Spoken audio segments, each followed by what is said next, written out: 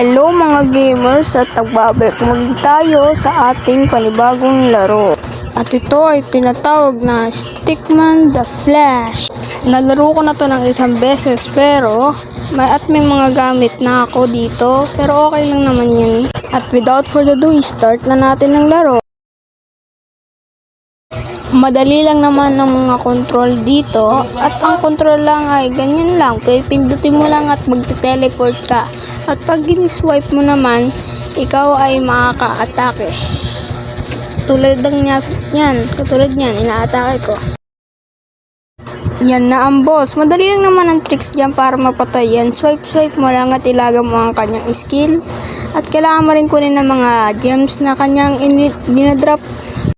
Pwede mo rin palang gawin, swipe mo pataas at swipe mo pababa para ikaw ay maka-atake pababa at pataas. At yan na ang pangalawang boss. At paalala rin pala, pag natalo nyo na ang boss, kunin nyo ang kanyang espada para mas lalakas ang inyong attack.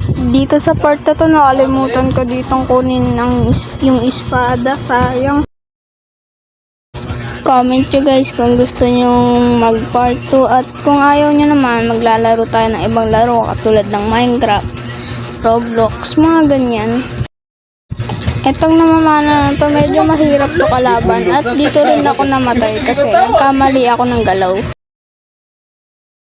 Comment nyo kung ano gusto nyo, Minecraft ba o ito. At dito na nga ako namatay, yan na nagkamali ako ng galaw. Yan, pero at least nakakuha tayo ng 2 gems which is kinda good at kinuha ko rin ng gems na nakuha ko sa task.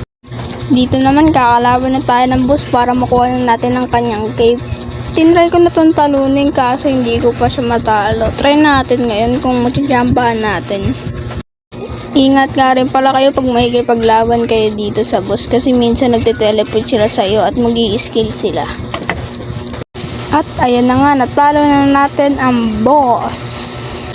Ayan na nga, na-try na natin isuot ang Rotten Cape. Pagkatapos kong equip yun, naglaro ulit ako para maka 12,000 at mabuksan na natin ng isa pang area. Pinatay ko na dito ang boss, ini-speedrun ko na lang ang laro.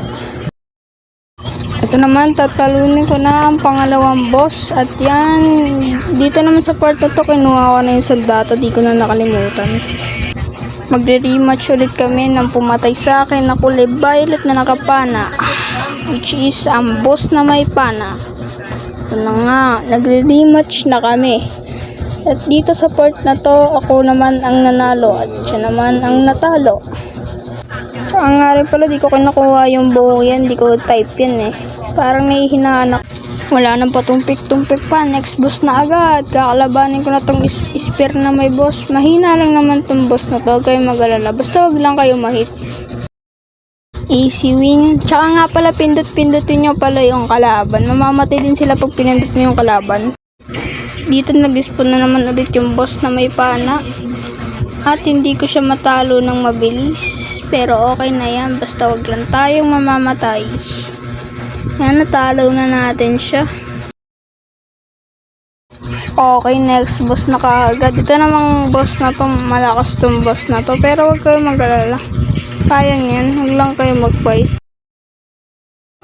Ayan, mamamatayin na siya. Patayin na siya. Kunin niya yung espada niya, malakas yung espada niya. Dito sa part na to, namatay ako dito. Di ko kaya yung boss. Medyo malakas-lakas kasi siya. Yan nga, namatay ako. Pero okay lang, ang dami ko namang nakuha gems. Siguro okay na to, bye. Sa next na part, kakalabanin na natin yung boss.